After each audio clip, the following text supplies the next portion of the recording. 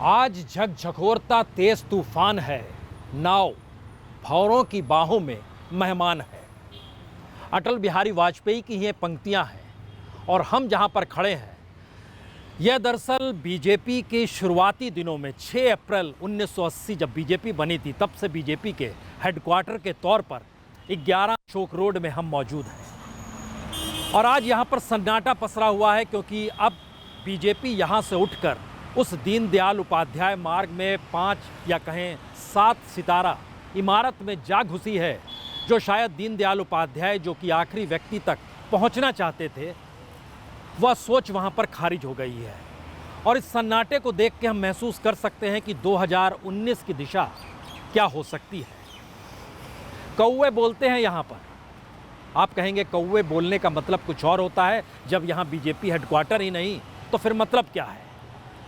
दरअसल ये बीजेपी का एक पूरा सफ़र है और बीजेपी के इस सफ़र को आज 11 अशोक रोड पे खड़े होके इसलिए ज़रूरत आन पड़ी बताने की, क्योंकि बीजेपी एक राजनीतिक दल के तौर पर जनसंघ और जनता पार्टी से होते हुए जब 6 अप्रैल 1980 को गांधीयन सोशलिज्म के आश्रय अटल बिहारी वाजपेयी ने उसका एक मैनिफेस्टो तैयार किया, तो वो बताने के लिए काफ़ी था कि आने वाले वक्त में जनसंघ से इतर बीजेपी का कैनवास शायद नेहरू की सोच से आगे एक देश की ऐसी परिकल्पना के साथ राजनीतिक दल को ले जाना चाहता है जहां पर हर किसी की भागीदारी हो, सामाजिक और आर्थिक तौर पर कहीं ना कहीं असमानता का भाव ना हो और समाज के भीतर मोटी मोटी लकीरें ना खिंची हो। और जब हम यहाँ पर खड़े होते हैं तो कई चीज़ें याद बार बार जहन में आती हैं। लाल कृष्ण आडवाणी भी, मुरली मनोहर जोशी भी, अटल बिहारी वाजपेयी का जिक्र हम कर चुके हैं। और यहाँ पर जिस तरीके का जश्न 1980 में जब पार्टी का गठन हुआ और उसके बाद जिन परिस्थितियों के साथ पार्टी आगे बढ़ती चली गई, आप कल्पना नहीं कर सकते हैं कि इस हेडक्वार्टर में, बीजेपी के हेडक्वार्टर की पहचान किस तरीके से थी। यहाँ पर अटल बिहारी वाजपेयी का आना हो, लाल कृष्ण आडवाणी का आना हो, या तीसरी तौर पर मुरली मनोहर जोशी हो। एक लंबी फहरिस्त है, जो नेताओं की फहरिस्त आपके दिमाग में उस समय की आती चली जाएगी। ऐसे ऐसे नेता यहाँ पर मौजूद रहते थे। एक सरोकार, एक सहकार की स्थितियाँ। बीजेपी का ये सन्नाटा आने वाले वक्त में क्या कहेगा, ये तो हम 2019 के चुनाव के बाद जिक्र कर सकते हैं। लेकिन लाल कृष्ण आडवाणी जिन बातों का जिक्र कर गए, उससे बीजेपी के उस कमल के फूल के भीतर से निकला गया। लाल कृष्ण आडवाणी ने 3 मैसेज बहुत साफ दिए। एक, लाल कृष्ण आडवाणी ने अपने ब्लॉग के जरिए ये बता दिया अभी वो जिंदा है। दूसरी स्थिति उन्होंने ये बताने की कोशिश की कि हिंदुस्तान के भीतर की जो परिस्थितियां होती हैं वो दरअसल लोकतांत्रिक मूल्यों के आश्रय ही जीती है और भारत 1947 के बाद से लोकतंत्र में जीने का आदी हो चला है। और इस एहसास को लाल कृष्ण आडवाणी ने बाखूबी अब शायद समझ लिया होगा।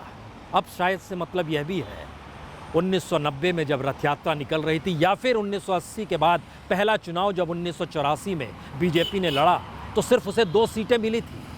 और उसके बाद हार्ड हिंदुज़म की सोच क्या होती और विश्व हिंदू परिषद को कैसे एग्रीवेट किया गया, बढ़ाया गया, और फिर अयोध्या की तरफ कूच करने की दिशा में जो बीजेपी की पूरी फिलॉसफी चल पड़ी, वह लोकतंत्र या लोकतंत्र की ज़मीन पर खड़े होने की चाहत नहीं थी। वो सत्ता प्राप्ति की दिशा में बढ़ते हुए कदम थे। यहाँ पर मीटिंगों का दौर होता था और इस मीटिंगों के दौर में बीजेपी हेडक्वार्टर के भीतर आप जब भी आते, यहाँ पर एक दुकान भी थी, किताबों की दुकान, जो किताब की दुकान अब भी है, लेकिन अब वहाँ पर किताबें नहीं मिलती हैं। क्या मिलता है ये हम आपको बताएंगे। लेकिन 1984 में सिर्फ 2 सीट और उसके बाद से सिलसिला शुरू होता है बीजेपी का, जहाँ वहाँ हिंदुज़म की फ़िलॉसफी को लेकर आती है। राजनीतिक तौर पर ज़रा समझने की कोशिश कीजिए। हम कुछ डाटा के साथ आपके साथ आज जुड़े हैं, क्योंकि 1989 में बीजेपी को 85 सीटों पर जीत मिलती है, 2 से 85 सीट, और वह भी हिंदुत्व के आश्रय। जाहिर है ये एक बड़ी उपलब्धि थी और बीजेपी उसमें एक मदहोशी में भी आती है, क्योंकि उसके बाद जिस तरीके से अगले ही बरस रथ यात्रा के लिए निकल जाते हैं सोमनाथ से अयोध्या तक का, यह भी इतिहास के पन्नों में दर्ज है। लेकिन आज जब हम जिक्र कर रहे हैं, दरअसल उस राजनीति का जिक्र करना चाह रहे हैं जो बार बार 2019 ताक रहा है। 2019 के जनादेश को देखने की बेचैनी इस देश के भीतर मचल उठी है। और जब ओल्ड गार्ड ब्लॉक्स के जरिए इस बात का जिक्र कर रहा है कि हिंदुस्तान की डेमोक्रेसी के भीतर कहीं बीजेपी जिस डेमोक्रेसी को जी रही है वो अभी नरेंद्र मोदी के जरिए संकेत की भाषा का इस्तेमाल किया है लाल कृष्ण आडवाणी ने।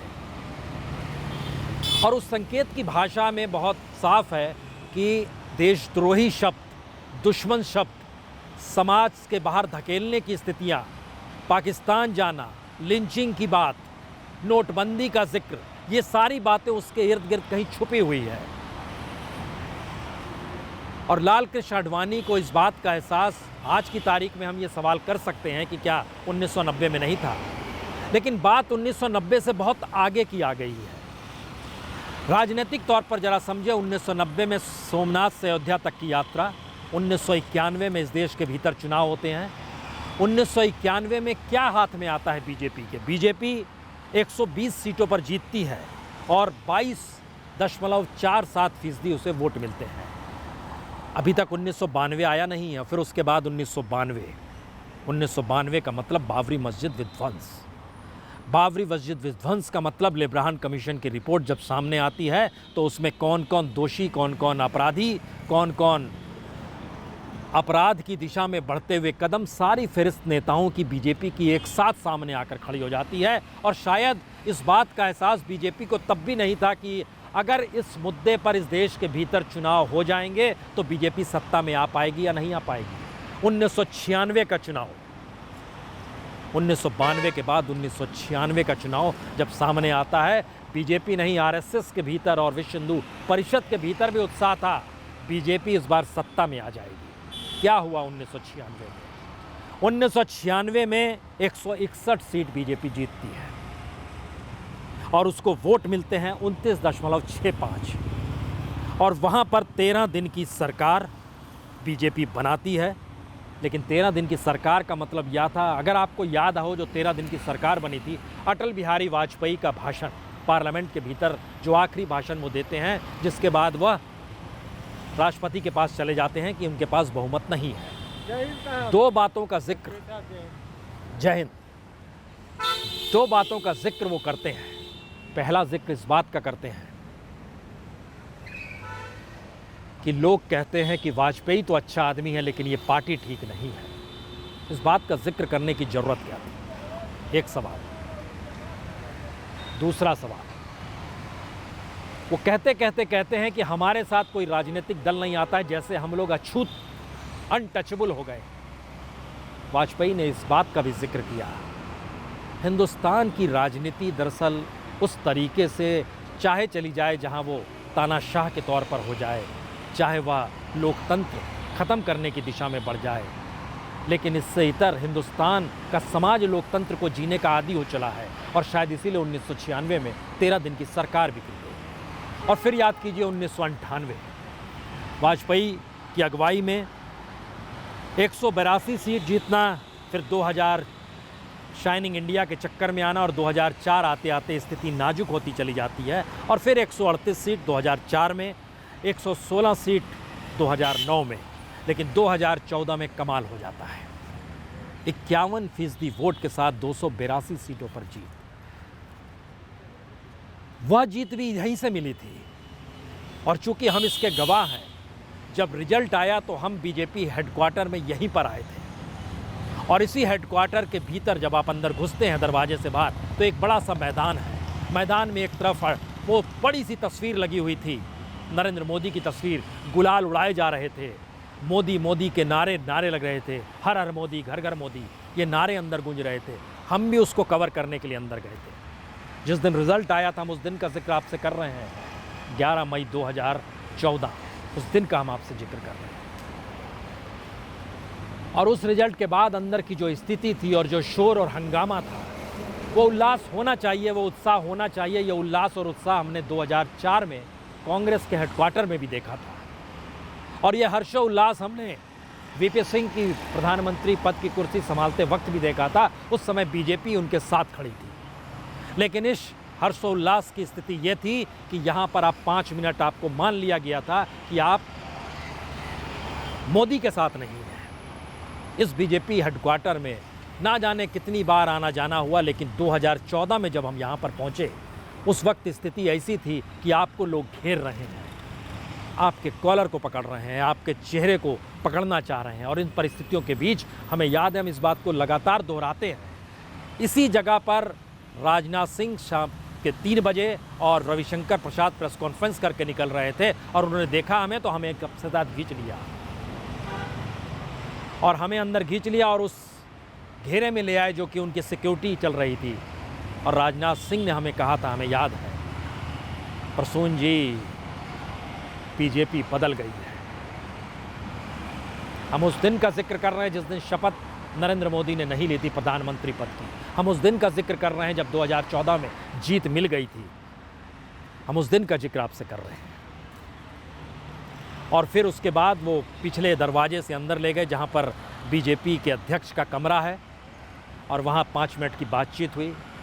रविशंकर प्रसाद भी थे, वो अभी चले गए, लेकिन उन्होंने कहा कि अब बीजेपी बदल गई है और अब ये हेडक्वार्टर भी बदल लिया है, मान लीजिए इसको।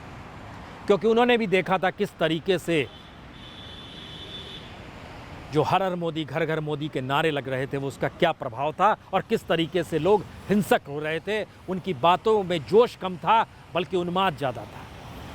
कि बीजेपी हेडक्वार्टर में आज हम खड़े हैं तो लेकिन उस बात का एहसास 2014 में ना राजनाथ सिंह को था, ना बीजेपी के किसी नेता को था कि 2019 आने से पहले यहाँ सन्नाटा पसरा होगा। और सन्नाटे का मतलब हेडक्वार्टर यहाँ से शिफ्ट हो चुका होगा। और हेडक्वार्टर जो बीजेपी का हेडक्वार्टर था वो सामान्य तौर पर अटल बिहारी वाजपेयी यहाँ पर आते थे और अक्सर जिक्र किया करते थे। ये एक अच्छी जगह है, यहाँ पर पेड़ की छाँव है, यहाँ हम देख सकते हैं, नज़र से नज़र मिला सकते हैं। और अच्छा है, अध्यक्ष जी का कमरा भी जो है ज़मीन पर ही है। और ये भी अच्छी बात है कि ये 2 महला 3 महला नहीं है, नहीं तो बड़ी मुश्किल होती है, लोग ऊपर से नीचे देखते हैं। इन बातों का जिक्र अटल बिहारी वाजपेयी एक वक्त किया करते थे, लेकिन अब की तारीख में अगर 5 मंजिला इमारत में बीजेपी हेडक्वार्टर तब्दील हो गया तो आप क्या कहेंगे? हम उस इमारत में नहीं जाएंगे, उस इमारत के भीतर आप जा नहीं सकते हैं, उस इमारत के भीतर 5वें तल तक पहुंच नहीं सकते हैं जहां पर अध्यक्ष बीजेपी के बैठते हैं। और जब वहां पर जश्न मनाया जाता है तो छत पर खड़े होकर प्रधानमंत्री मोदी या बीजेपी के सब कुछ मौजूदा वक्त में और अमित शाह छत पर से खड़े होकर हाथ हिलाते हैं और दिखाते हैं। ये एक स्थिति है। हमने सोचा इसी हेडक्वार्टर पे खड़े हो जाए जिसको बीजेपी ने वाकई जिया है। और बीजेपी ने जिस तरीके से जिया है, जिस तरीके से जिया है, दरअसल वो कांग्रेस की उस फिलॉसफी के खिलाफ अटल बिहारी वाजपेयी और लाल कृष्ण आडवाणी जी रहे थे, समझ रहे थे परिस्थितियों को, जिन परिस्थितियों में बीजेपी को धीरे धीरे आगे कैसे बढ़ना है। झटके उन्हें भी लगे थे। अयोध्या में हिंदुत्व को लेकर जो प्रयोगशाला उन्होंने बनाई, झटके उसके भी लगे थे। लेकिन सवाल ये नहीं है, सवाल आज उसके आगे का है। 2002 गुजरात में गोधरा और उसके बाद दंगे। हमें जानकारी नहीं थी, हमें किताब पढ़ रहे थे, विजय त्रिवेदी की किताब है जो उन्होंने अटल बिहारी वाजपेयी को लेकर किताब लिखी। उस किताब के 272वें पन्ने पर एक जिक्र उन्होंने किया है।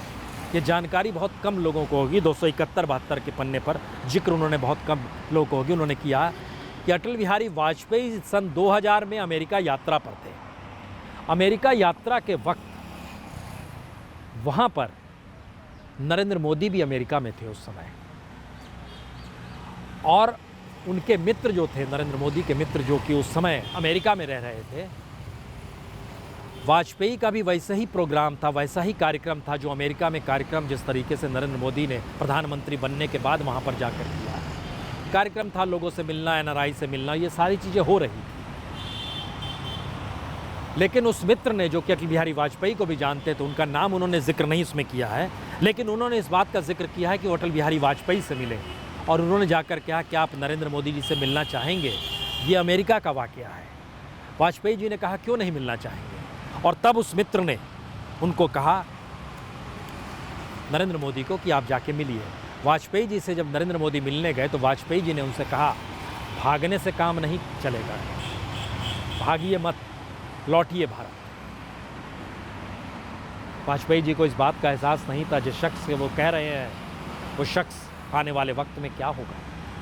वाजपेयी जी ने कहा, और उसके बाद गुजरात के मुख्यमंत्री के तौर पर उनका होना। लेकिन हम जिक्र तो उस राजधर्म की करना चाह रहे हैं जिस राजधर्म के तहत अटल बिहारी वाजपेयी को कहना पड़ा था। एक सवाल के जवाब में एक अंग्रेजी पत्रकार ने, ब्रिटिश पत्रकार ने जब सवाल किया उनसे, महिला पत्रकार का अंग्रेजी में सवाल था, उस सवाल का जवाब जो अटल बिहारी वाजपेयी ने कहा, सवाल था कि आप मुख्यमंत्री को क्या संदेश देना चाहते हैं। वो संदेश आपको वीडियो में मिल जाएगा जो आप यूट्यूब पे देखेंगे, लेकिन हम दोहरा देते हैं क्योंकि हम जिस बात का भी जिक्र करने जा रहे हैं वो हिस्सा आपको जानकारी में नहीं होगा जो इस किताब में जिक्र है। अटल बिहारी वाजपेयी ने उस प्रेस कॉन्फ्रेंस के दौरान उस महिला को कहा था, मुख्यमंत्री के लिए एक ही संदेश है, वे राजधर्म का पालन करें। वाजपेयी ने कहा, मुख्यमंत्री के लिए एक ही संदेश, वो राजधर्म का पालन करें। राजधर्म ये शब्द काफ़ी सार्थक है, मैं उसी का पालन करने का प्रयास कर रहा हूँ। राजा के लिए, शासक के लिए प्रजा प्रजा में भेदभाव नहीं हो सकता, ना जन्म के आधार पर, ना जाति के आधार पर, ना धर्म संप्रदाय के आधार पर। वाजपेयी इस बात को कह गए। इस बीच में उस दौर के मुख्यमंत्री नरेंद्र मोदी ने टोका वाजपेयी जी को, असहज नजर आ रहे थे लेकिन टोका, और उन्होंने भी कहा, हम भी वही कर रहे हैं साहब। और वाजपेयी ने अपने चिर परिचित अंदाज में थोड़ा रुक कर कहा था, मुझे विश्वास है नरेंद्र भाई यही कर रहे होंगे। बहुत बहुत धन्यवाद कह के प्रेस कॉन्फ्रेंस करते हैं। लेकिन आज इस बात का हम जिक्र क्यों कर रहे हैं?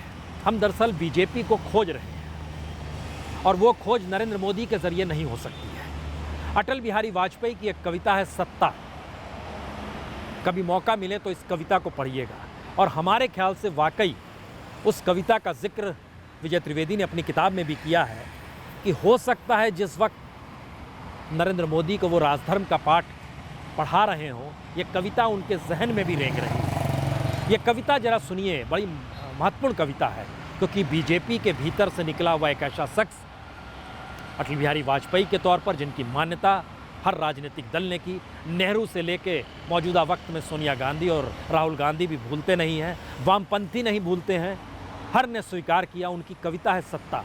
उसके बाद हम एक दूसरी स्थिति में आएंगे। उनकी कविता है सत्ता, मासूम बच्चों, बूढ़ी औरतों, जवान मर्दों की लाशों के ढेर पर चढ़कर जो सत्ता के सियासन तक पहुंचना चाहते हैं, उनसे मेरा एक सवाल है, क्या मरने वालों के साथ उनका कोई रिश्ता ना था? ना सही धर्म का ना था, क्या धरती का भी संबंध नहीं था? अर्थवेद का यह मंत्र क्या सिर्फ जपने के लिए है, जीने के लिए नहीं? आग में जले बच्चे, वासना की शिकार औरतें, राख में बदले घर, ना सभ्यता का प्रमाण पत्र है, ना देशभक्ति का तमगा। वे यदि घोषणा पत्र है तो पशुता का, प्रमाण है तो पतितावस्था का। ऐसे कपूतों से मां का निपुती रहना ही अच्छा था। वाजपेयी जी की ही ये कविता है, और ये कविता पढ़ते वक्त आपको 2002 के दंगे याद आ जाएंगे, गुजरात दंगे। लेकिन महत्वपूर्ण यह भी नहीं है, मौजूदा वक्त में जब सत्ता के लिए जीने मरने की बात हो रही है, सत्ता के लिए देशद्रोही करार देने का जिक्र हो रहा है, सत्ता के लिए लिंचिंग हो रही है, सत्ता के लिए गोवध के नाम पर सड़क पर जिस तरह हिंसा का तांडव खेला जाता है, सत्ता के लिए जो पूरी की पूरी एक बीजेपी को एक ऐसे रोबोटिक मशीनरी में तब्दील कर दिया गया है जहां कार्यकर्ता रोबोट हो जाए, प्रवक्ता वही बातों को जाकर बोले जो एक नेता ने कह दिया, फिर नीचे तक वही चला जाए। ये आने वाले वक्त में बीजेपी के लिए खतरे की घंटी है। अपनी सोच किसी के पास बचेगी ही नहीं, तो फिर बीजेपी रहेगी कैसे? सत्ता है तो बीजेपी है, सत्ता नहीं है तो ये सवाल होना चाहिए। लेकिन हम जिस बात का एक जिक्र करना चाह रहे थे, इस सत्ता की होड़ में, ये बहुत कम लोग वाकई जानते हैं कि अटल बिहारी वाजपेयी मार्च 2002 में जब दंगे की सारी चीज़ें पार्लियामेंट चल रही थी, प्रमोद महाजन ने जसवंत सिंह को फ़ोन किया, इस किताब में इसका जिक्र है, और कहा जितनी जल्दी आ सकते हैं आ जाइए।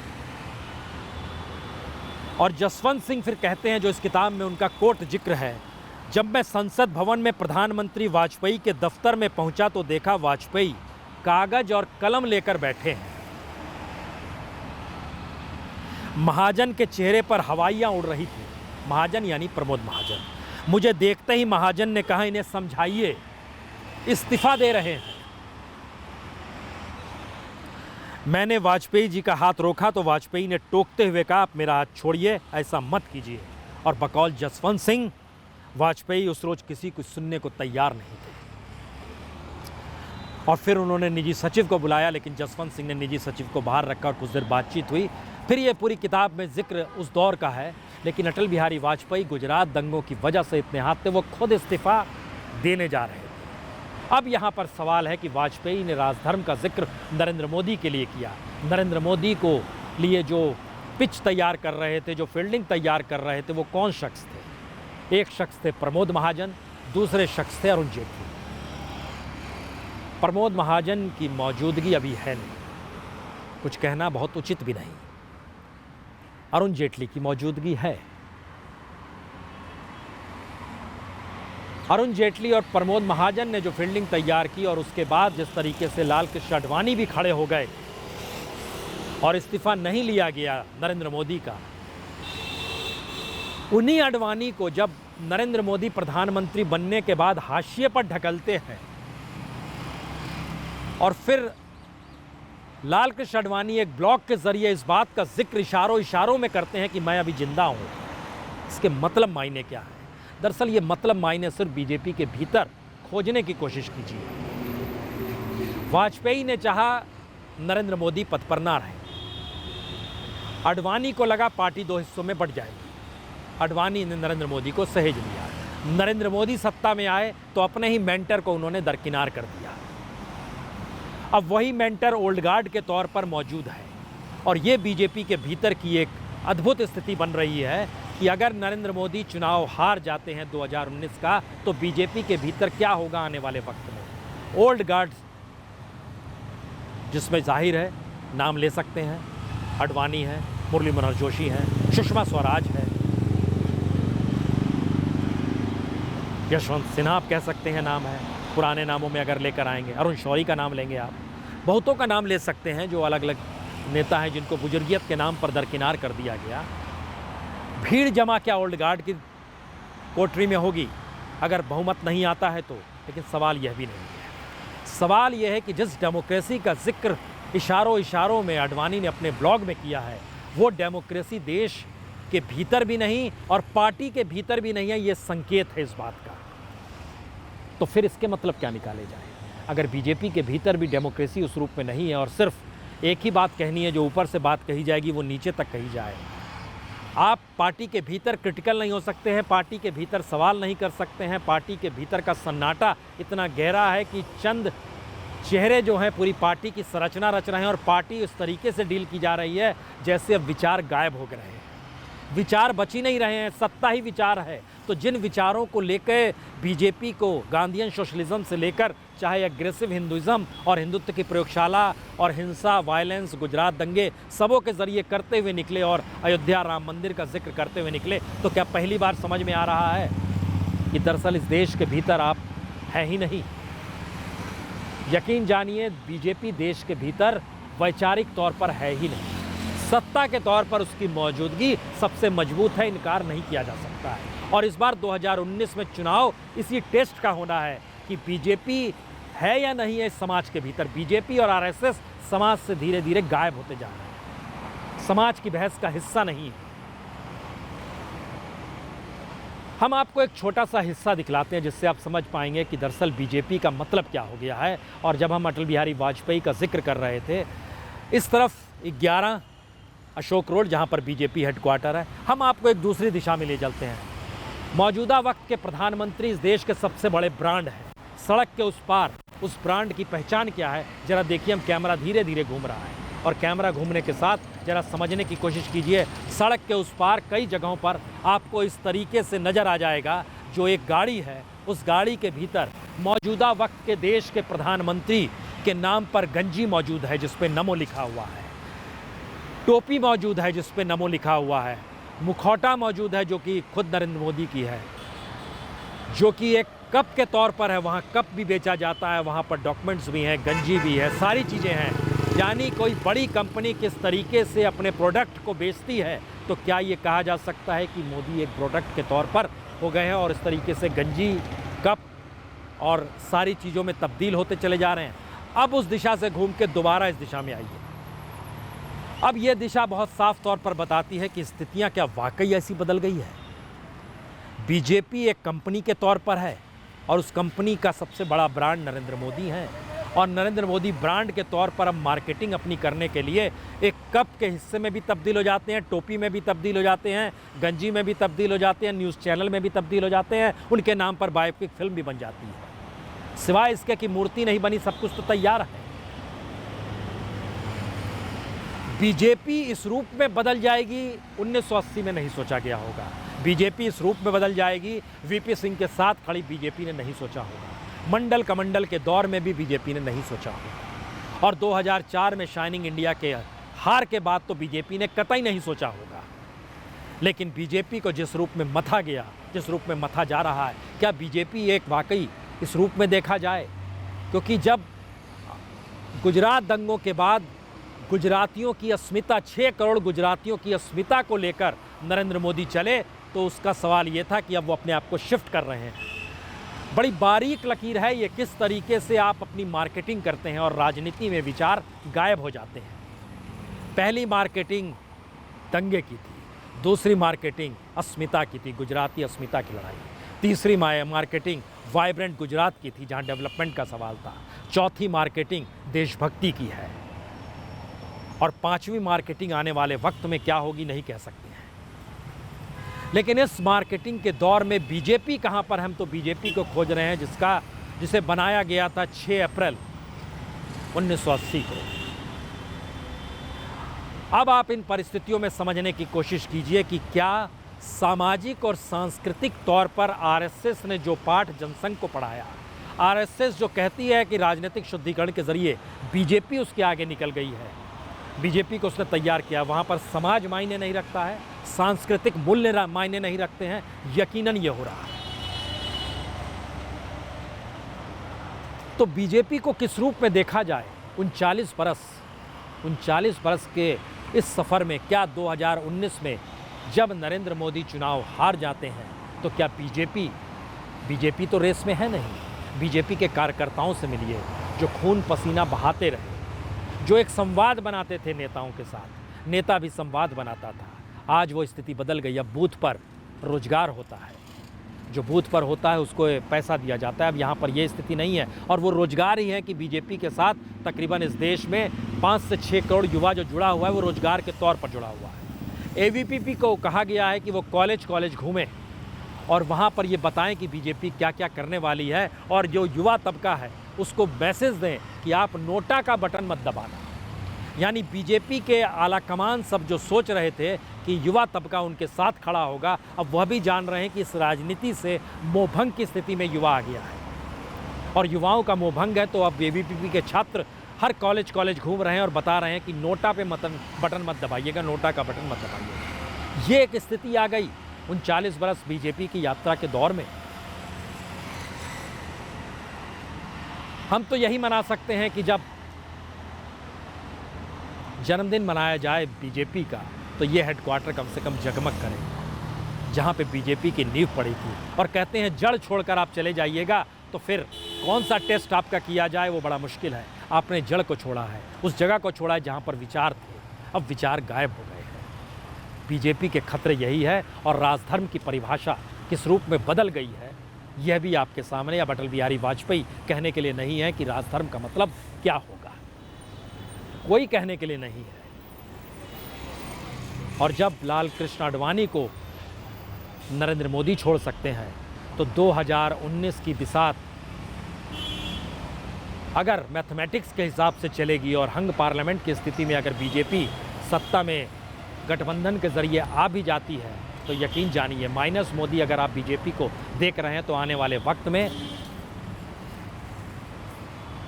नरेंद्र मोदी को भी कोई झटक देगा, क्योंकि ये परंपरा बन गई जो भारतीय परंपरा थी नहीं। इसीलिए आज सवाल 2 ही है। आरएसएस जो कहती है वो सामाजिक और सांस्कृतिक संगठन है, जब वो बीजेपी को नहीं संभाल पाई तो वो सामाजिक और सांस्कृतिक संगठन कैसे हो सकती है जिसने समाज के भीतर मोटी लकीर खींची सत्ता के लिए और सांस्कृतिक मूल्यों का हनन कर दिया। दूसरा सवाल, क्या राजनीतिक सत्ता से बड़ा विचार कुछ भी नहीं होता है? और राजनीतिक सत्ता ही मौजूदा वक्त में इस तरीके से आकर खड़ी हो गई है जहां पर उसके आगे पीछे कुछ भी कोई देखने को तैयार नहीं है। जो बात हमने जहां से शुरू की थी, हम उस बात को वहीं पर आज ख़त्म कर रहे हैं, क्योंकि अटल बिहारी वाजपेयी की जो पंक्तियां बीजेपी ने अपने पुराने हेडक्वार्टर के दीवार पर चस्पा कर दी है, उसे एक बार फिर सुन लीजिए। बहुत साफ है, आज झकझकोरता तेज तूफान है, नाव बहारों की बाहों में मेहमान है। ये है अटल बिहारी वाजपेयी की कविता। और बहुत बहुत शुक्रिया आपका। समझने की कोशिश कीजिए बीजेपी का मतलब अब निकाला क्या।